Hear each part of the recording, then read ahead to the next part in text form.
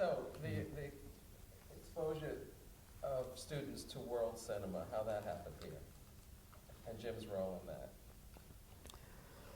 It's definitely the Cine-Club idea. I mean, that's the quickest way to understand it. I mean, he was so deeply involved in French cinema and in the culture of Paris, and in the same way that Mr. DeMenils was. I mean, Mr. DeMenils was totally involved in the Cine-Club, and they both felt like that's the community of learners that is going to go out and change the city, because they meet regularly, they develop their values, they develop their critique of cinema, they develop what will be the new cinema, you know. So, I mean, if you've seen Godard's Le Savoir, I mean, the basic theory of the media center was Godard's map for how a community would put a film together.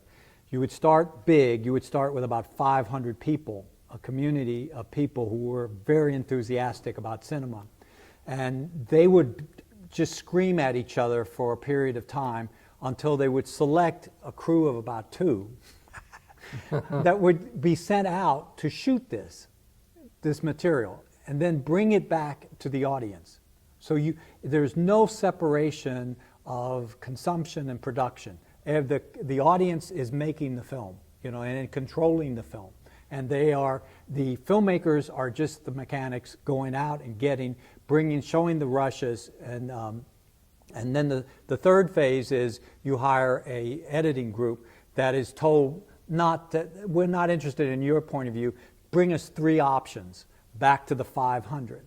So the core of the cinema, and I remember James being very upset because we bought, when the Library of Congress came out with remember those, they had all those paper copies of prints, and so they made a film out of those.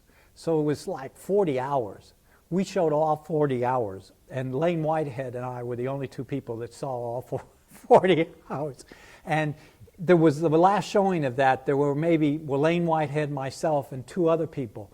And Jim was saying, because he had flown back in and he was not sure he wanted to come back. So he gave us a diatribe saying, if I come back, I want to see this theater filled, and we're going to get serious about making films in Houston because we're going to totally change the way it's done. But we have to see these prints first before we know how to go out and make the films that we need to make. So, did he basically start the right cinema? Or He certainly, it had started at St. Thomas. In other words, it was going gangbusters at St. Thomas. I mean, and really O'Grady had started it. I mean, O'Grady, was another one that, really felt like you couldn't, if you didn't know the canon, you couldn't do public access.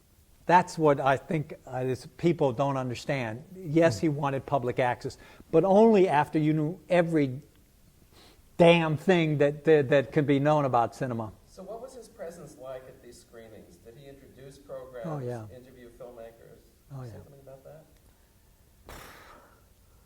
Well, some of this stuff is on the record, when Rossellini was here, some of those encounters between Blue and Rossellini and the audience were videotaped.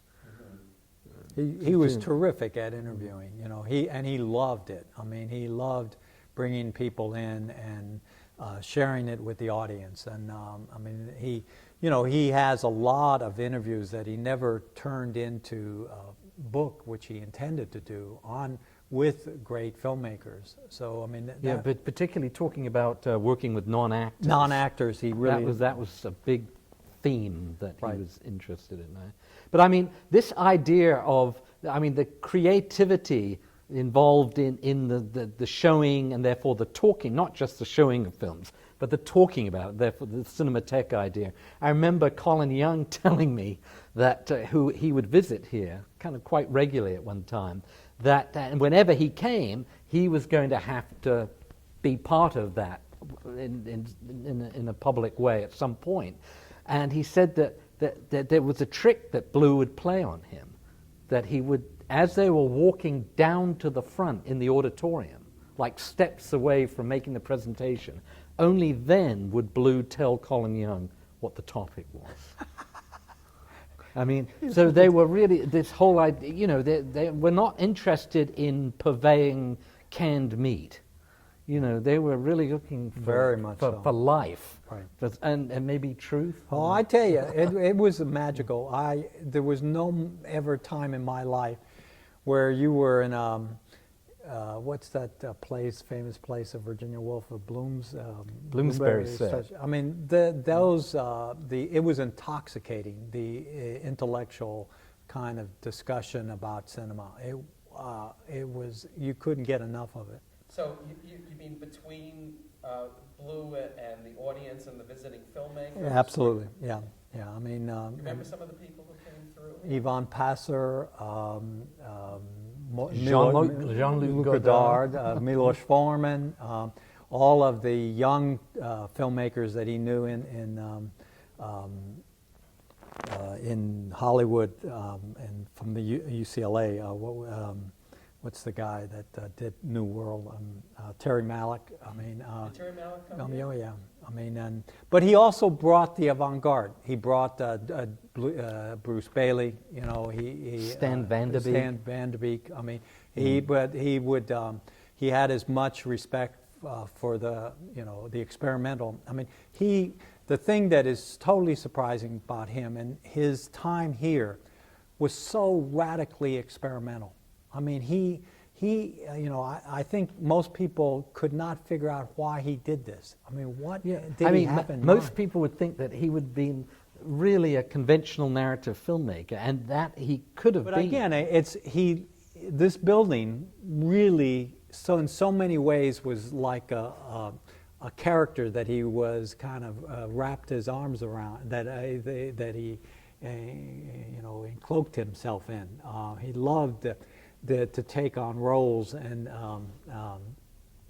feels like, I mean, the rest media said it was like this great right. creation. Well, it was his great mistress, wasn't it? Yeah, it really. And I mean, all else fell away into shadow.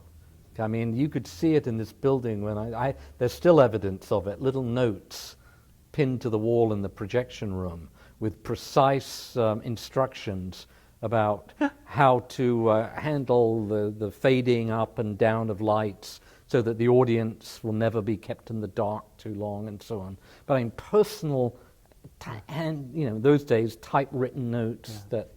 They were all like that. Bruce Bailey was like that. I mean, Bruce Bailey had created this environment in Berkeley in the Canyon Cinema. I mean, and they had Friday night showings and that they projected in the canyon on a sheet, and everybody brought their reel of 16 millimeter to show on that sheet. So it's the same clustering of people. I mean, if you think about the extraordinary explosion of cinema in the United States in the late 60s, where across the country, all these weird documentaries, experimental films from San Francisco, New York, were shown. Here it was shown in a porno film place called the Al Ray at midnight. The place was packed. You could not get into that room. And I saw, everything from Warhol's, films, to, all of the Hindle and all of the San Francisco experimental people, Mika. So there was something that was happening in the country that was really connected to audience, and audiences were really connected to filmmakers. And Jim, that was his environment. That he was the magician to create that environment. I mean, to a certain extent, the 25 of us that he joined him were his troops. But first his audience. And then his troops, and that we created a space that he moved around in, and he would go from one film which was totally different from the other, and he would bring out the best in those films. I mean, it was extraordinary. He's an unbelievable teacher, but part of it is because he's such a good actor. I mean, You know, he just kind of the performance was incredible.